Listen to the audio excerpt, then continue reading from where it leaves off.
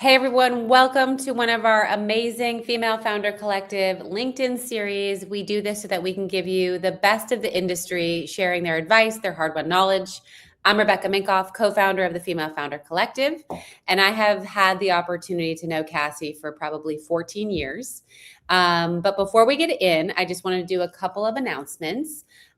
We are calling all beauty and personal care founders. We have a cohort open right now.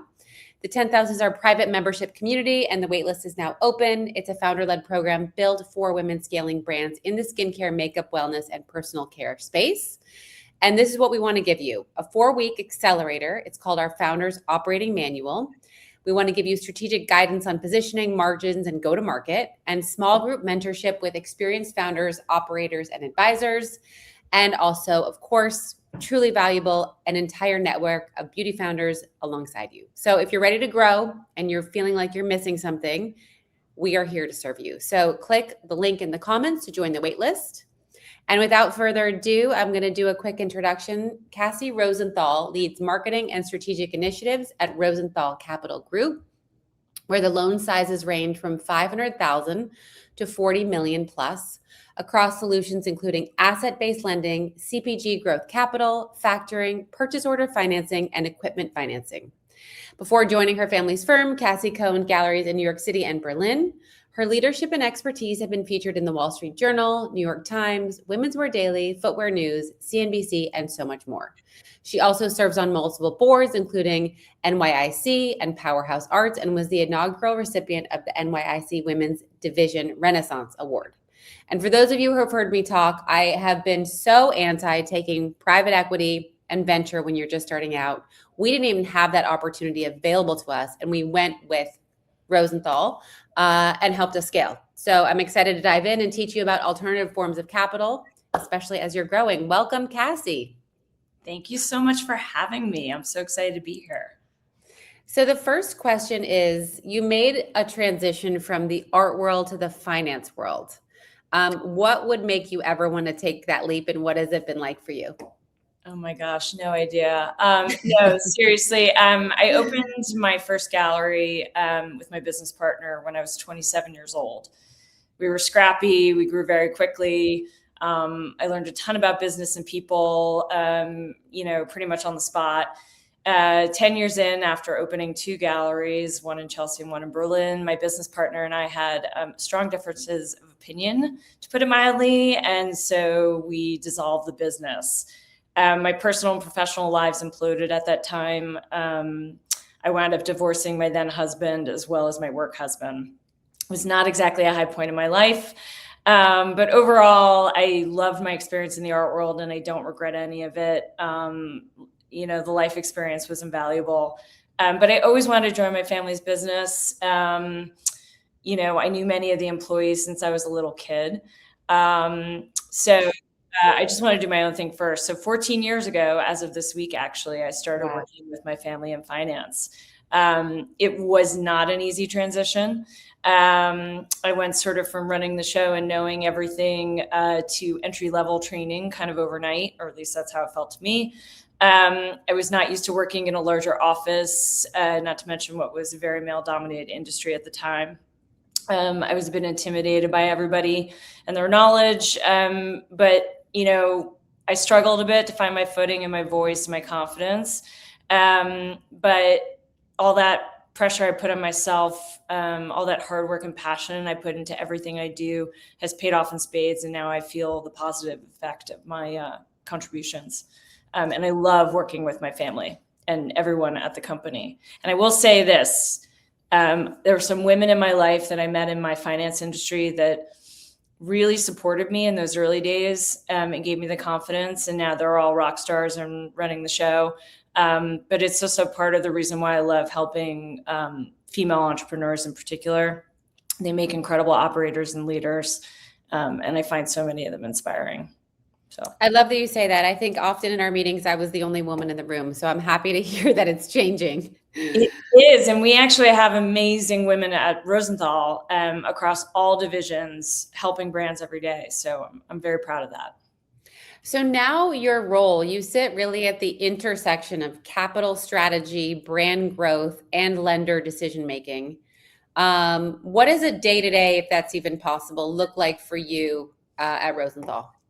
So it's different every day. So as a stakeholder, I'm involved in many different aspects of the business itself, from personnel, morale, company culture, growth strategy, acquisitions, expanding our product offerings, et cetera. As the CMO, I'm responsible for the branding, the content, the marketing, the business strategy efforts, basically how we connect with and look to the outside world. I'm the family face of the firm, so I'm at a lot of events, constantly forging new partnerships with referral sources and organizations that can help us amplify our message to entrepreneurs, as well as philanthropically, which is very important to our family. I'm often jumping on prospect calls, pulled into meetings to work with potential brands, and also in meetings with clients who I'm close to, who may need more help from us, who I want to advocate for. I also spearheaded a massive rebrand. This past year, we moved our offices from Garment District after 87 years to 50th and Park. I designed the whole new space from scratch, which is a huge undertaking. It's really rewarding. I hope you come up and see it. It's really beautiful. Well, from the pictures I've seen, it's stunning, the ones you showed me, and very different from the Garment Center offices that you said. 87 years. That's insane. Yes, we're 88 years old today. Wow. Okay, so let's get into that, because clearly what you're doing is working if you're 87 years old. I want to talk about capital. So many founders, the instant I meet a founder, they're like, well, I'm going to raise money from private equity or VC. And I'm like, no, please don't do that. Please don't do that yet. I talk about getting heat behind your brand before you ever take capital. Mm-hmm. So what's missing from the narrative? Why is it that every founder thinks there's two sources of capital? Well, I do think that there's like a sort of common founders funding dilemma, which is the traditional path is to raise equity or venture, give up ownership, and repeat. The problem is that equity dilution often comes too early and founders can lose control. The opportunity is to use non-dilutive financing solutions as a lever for growth. That being said, I mean, I do think venture has its place. I think private equity has its place. And I think that there are some really good providers of that out there. I have a lot of friends who are VCs and in the PE world. But thankfully, there are a lot of other choices out there. Yeah. So can we break down like how a founder should think, like what kind of capital actually fits my business right now? And what should they consider first before taking on that specific solution? So I think it's important for brands to understand their business, right? What industry are they in? Who are they selling to? Who are their customers? Are they direct consumer? Are they wholesale? Or maybe are they going into wholesale down the road? How are they buying and sourcing goods? Really understanding sort of the type of capital they need and really taking a hard look at their business before diving into something they may not need is really important.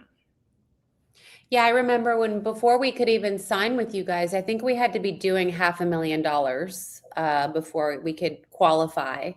And so I'm curious. That's changed a bit. It's changed a bit. Okay. That's higher or lower? You have to be doing more than $500,000 in sales. Okay. It's a general rule. But I think it's also because, the landscape's changed, right? Yeah. So I think 10 years ago, if a brand was doing 20 years ago for us. So that was. Well, but even 10 years ago, it was so different. 20 years ago, it was so different. I think, brands were, the whole ecosystem was a little bit different. Brands were maybe borrowing more on their receivables than their inventory. And, retailers were sort of giving you, a little bit more time to prepare for fulfilling orders. You didn't necessarily have to carry so much inventory on hand. The high growth brands that you have in your group, they're growing so quickly.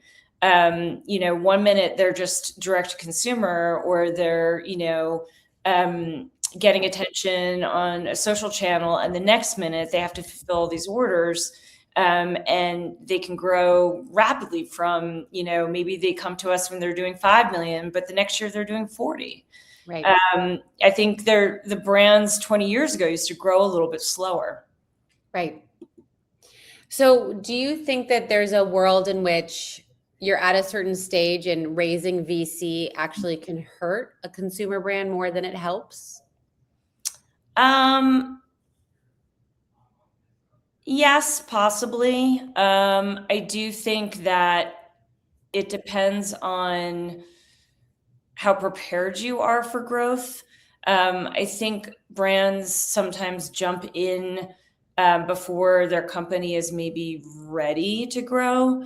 There's a lot of systems in place that, whether it's reporting for inventory, and all these things that matter so much as you continue to scale. Because even if you do get an equity investment or an institutional investment, you're still going to need likely a working capital loan to sort of fund the functional parts of your business, the building inventory, personnel, your day-to-day sort of expenses, the less, exciting things that go on in your business, but are so critical.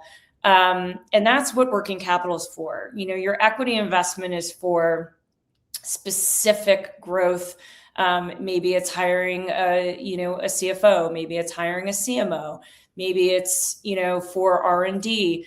It's really different things than working capital. And I think that's the biggest misunderstanding. Working capital doesn't help fill in the gap for losses. Right. That's what your equity investor is for. They're there to sort of keep you on your path to exit. Yeah. I remember. Yeah. I mean, when we took in our first private equity round 7 years later, it was to grow stores, which is, maybe people approach that differently now today, but that's why we did the raise we did at the time versus, using Rosenthal for our working capital. So in the beginning of our chat, we threw out a couple terms, and I'd love for you to clarify what asset-backed lending is, what factoring is, purchase order financing, and growth capital. You can keep it quick, but what's the difference between all the different forms that you guys do? Sure.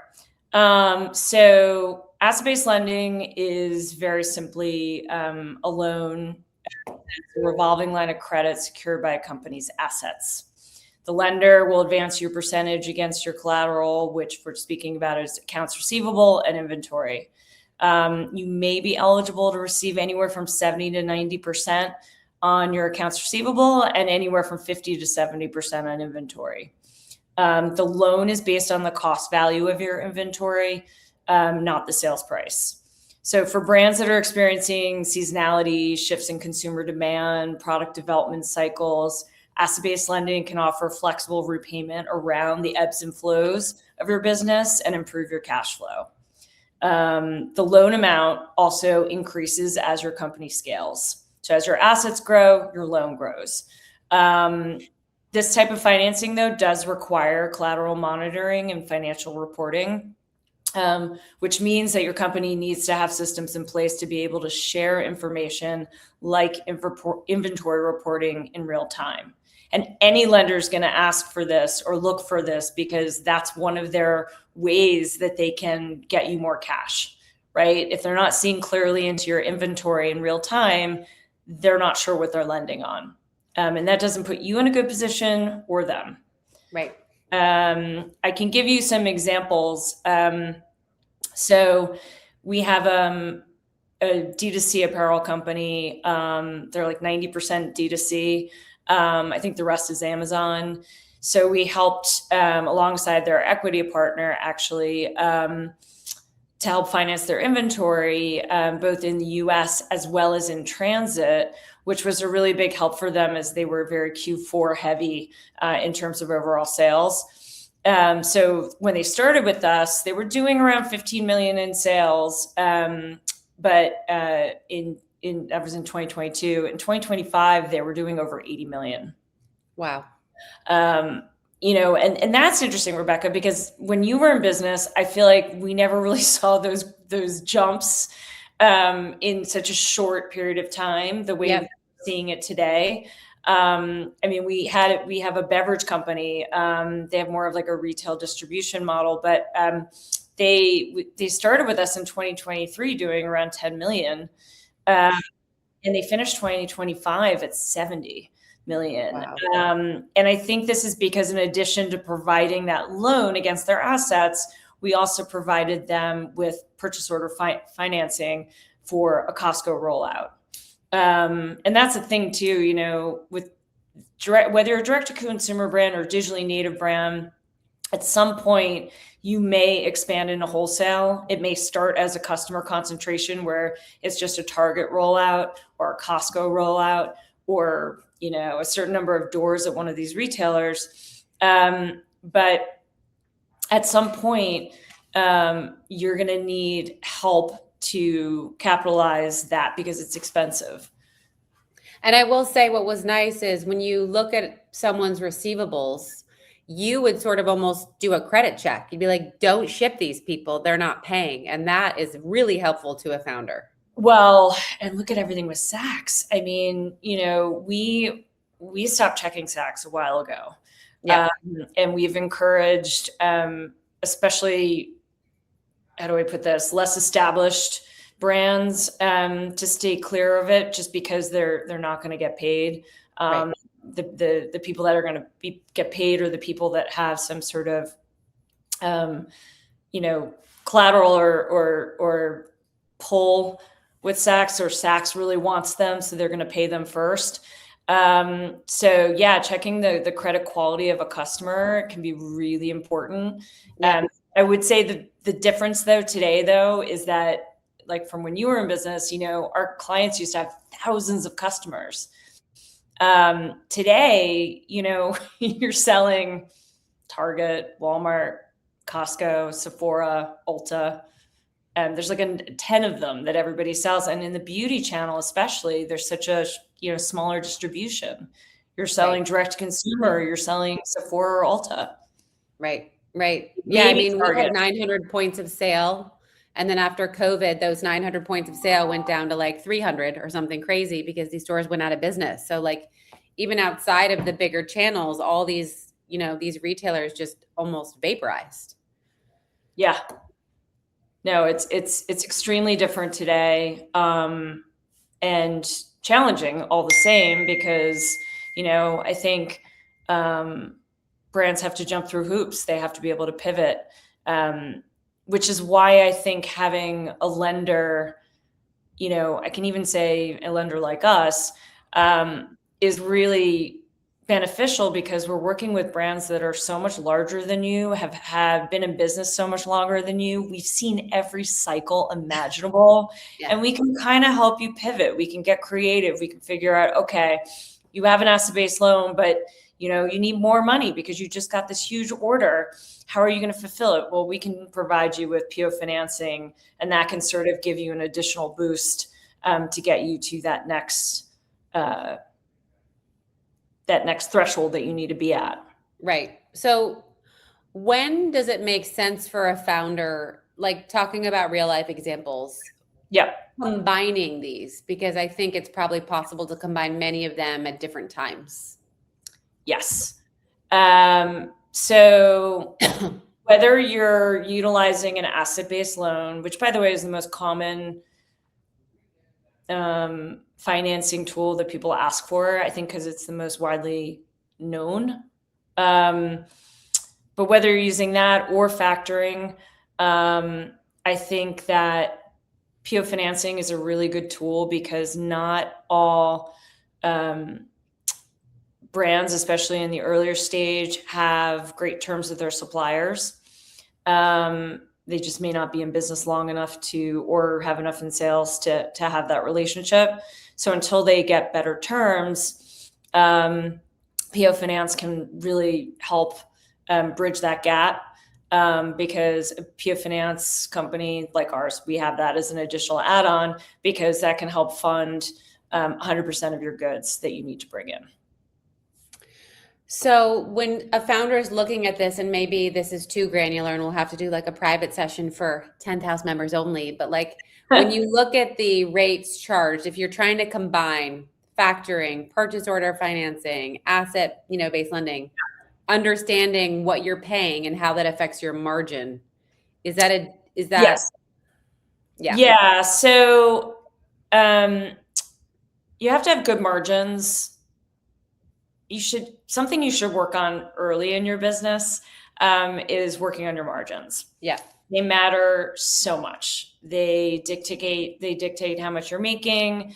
They dictate your flexibility in a down market. They dictate, how much you're going to be able to borrow, if you're going to be able to borrow money, because yes, borrowing money costs money. So it's a good thing to keep in mind. You should have a minimum of 20% or higher margins in order to handle PO financing. I think that in addition to PO financing, you have to understand that it's really a short-term mechanism. It's not something that you would use all year round, like asset-based lending or factoring. It comes into play for a specific need. So, if you think about it as a short-term financing tool, where you can buy materials or products for a confirmed sales opportunity, it's an equity alternative used to drive sales and profits without giving away a piece of your business. It funds larger orders with letters of credit, cash, or other forms of credit enhancements to enable you to take on a large seasonal order. And it bridges the gap as an add-on to, an ABL or factoring facility. It's super helpful, but it's short term. So whatever you're paying for it is going to be over in a very short 2-3 month cycle. Right. So when you think about lending, and this is really for the founders to understand, a lot of founders I talk to, they only think about, that people care about profitability. But what do you actually evaluate when you meet with founders that are in their early stage? So first and foremost, what industry they're in, because different industries have sort of different metrics and different growth and different margins. Who their customers are. Are you selling direct to consumer? Are you in wholesale? Are you in retail? What your margins look like. Margins are really important. The better your margins, the better they'll be able to serve the debt. So that's a huge tell. How's their inventory turning? Velocity of inventory turn is important. Are they current on their payables and their taxes? How much debt do they currently have if they do already? And is there enough receivables and inventory? Is there enough collateral for us to take out that lender and have money left over to fund the day-to-day needs of the business? Right. That happens a lot. Like someone might come to us and they've gotten into a little bit of trouble. They're borrowing from Shopify, or they're borrowing from like some sort of revenue-based lender, and they've kind of run into a bump in the road, and they're ready to graduate that, because that's something we should discuss too. When is it time to graduate from the much more expensive type of financing to a less cost of capital, like an asset-based line or factoring? Because there is like kind of a moment when you should start to make that shift. We look to see if they have a CFO on board, or even a fractional CFO, or someone that can sort of talk to us about the financials of the business. Do they understand how much they're making or losing?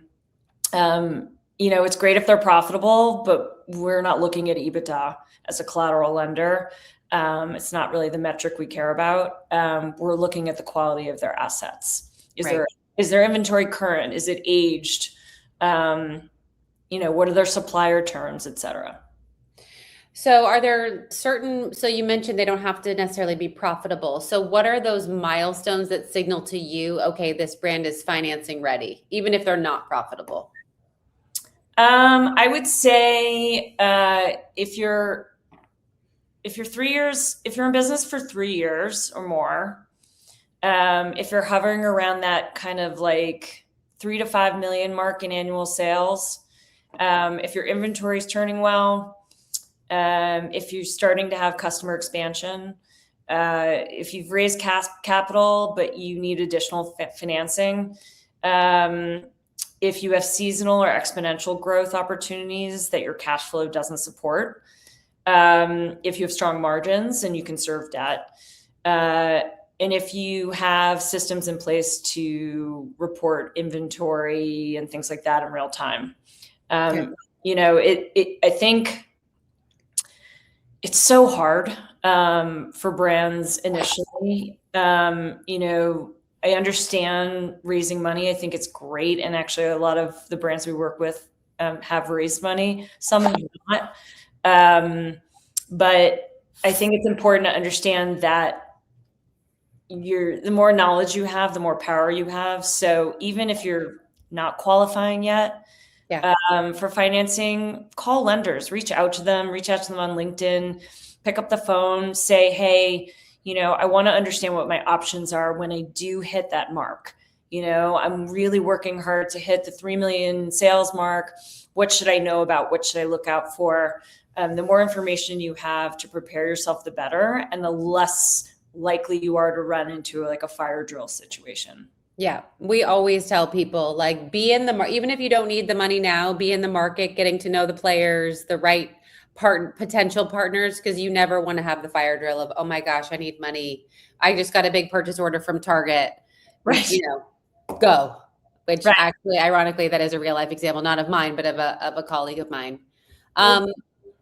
So working down my questions for you, real world capital decisions. Can you share an example of a consumer brand that used non-dilutive capital well? And what did they get right with either timing or how they structured it?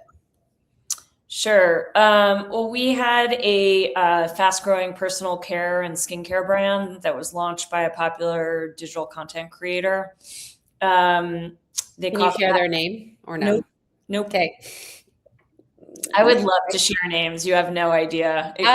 It kills me. Yeah. They caught the eye of Target.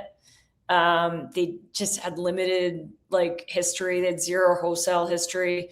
Their cap table included known investors in the consumer space. They kind of ticked all the boxes. They were gearing up for a raise, but didn't want to further dilute their ownership, so they chose to utilize debt. So they needed to finance an all-door launch at Target, both end caps and in line to fulfill a large sales order with Target. So phase one for us was a factoring facility supporting the 100% concentration with a single customer, which, by the way, banks hate. They don't do customer concentrations at all. And then phase two was to add an inventory facility to support the customer base expansion for an Amazon launch in 2026. So I think we can do it in stages where we're not, we need to work with you a little bit to see how things go, but we have all these add-ons that we can sort of apply as your business pivots and grows. Yeah. Okay, so let's get into practical advice. These can be quick answers. If a founder is launching their first D2C fashion collection this year with little finance experience, that was me, what are your top 3 financial setup tips from day one? Oh, that's a good question. I would say,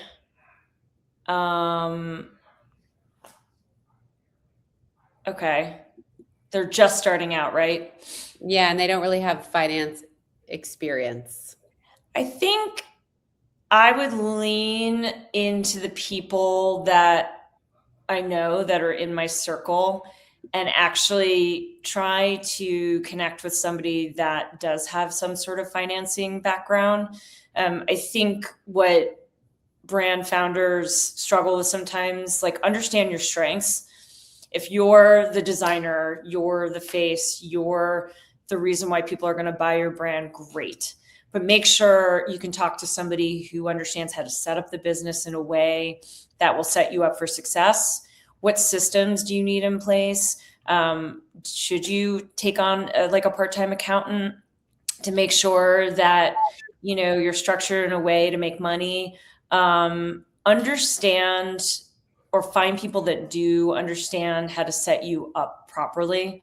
I think all of the less sexy things about a business are so important, especially from day one. And I have a million accountant friends that would be happy to talk to an early stage brand.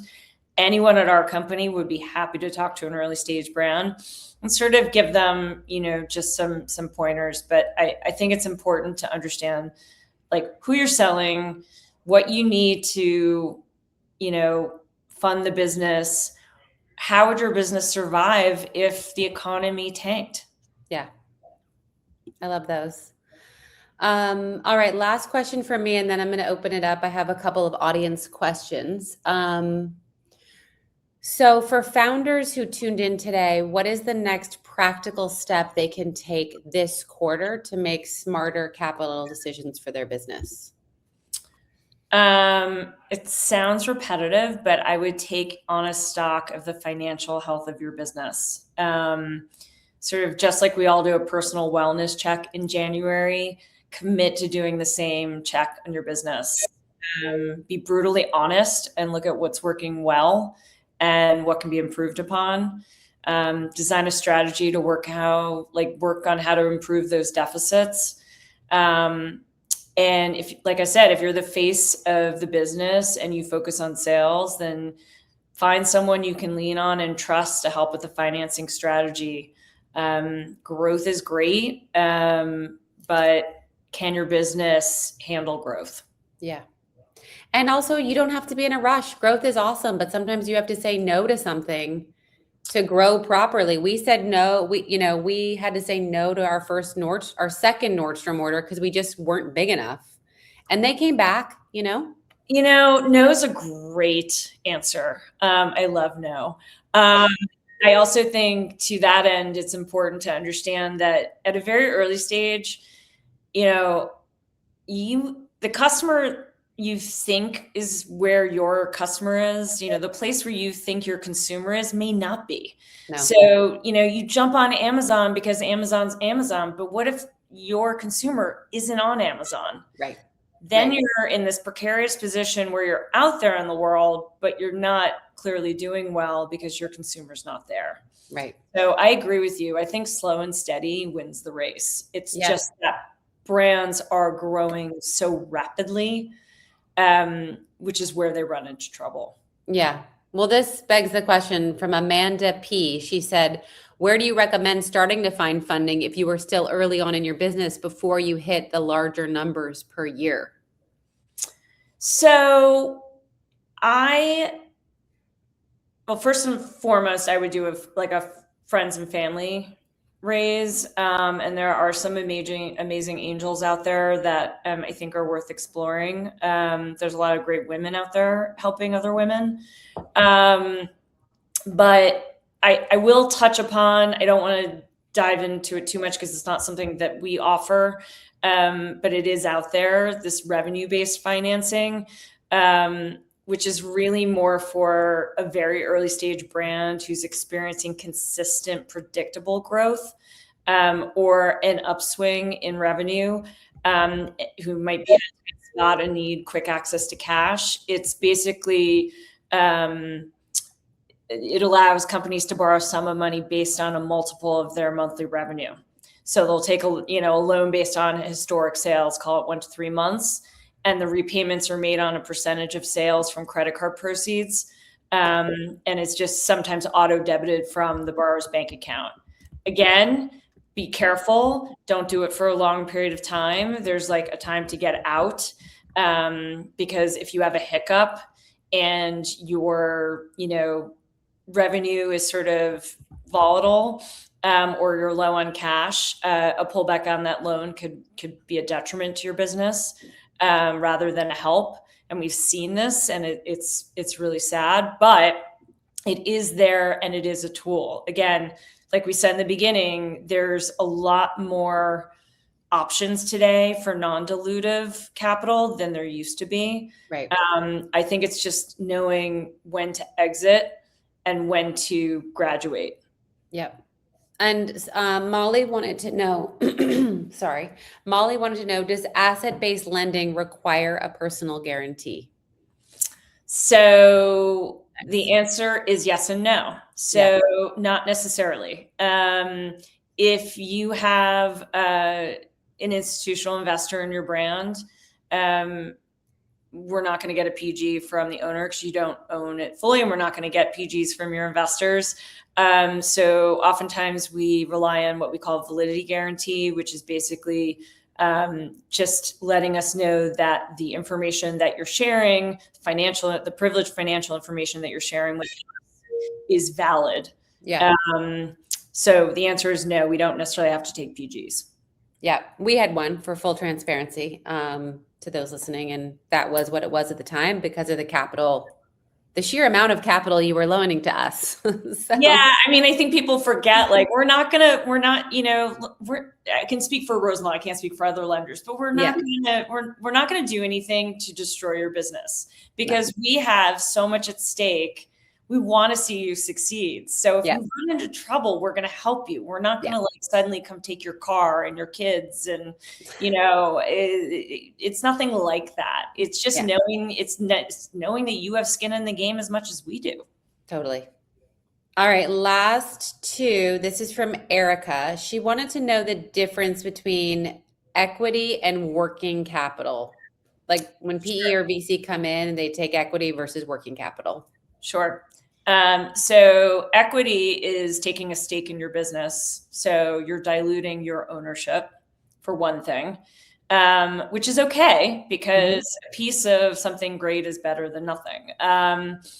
But working capital is exactly how it sounds. It's for the day-to-day working things that come up. So buying inventory, paying your personnel, making a new hire, paying your rent, very basic sort of day-to-day things. That's what working capital is for. Your equity investment is for making those huge milestones. So maybe it's, a campaign on Instagram, or it's, hiring a CMO that is more high profile, or is your beauty, it's more R&D.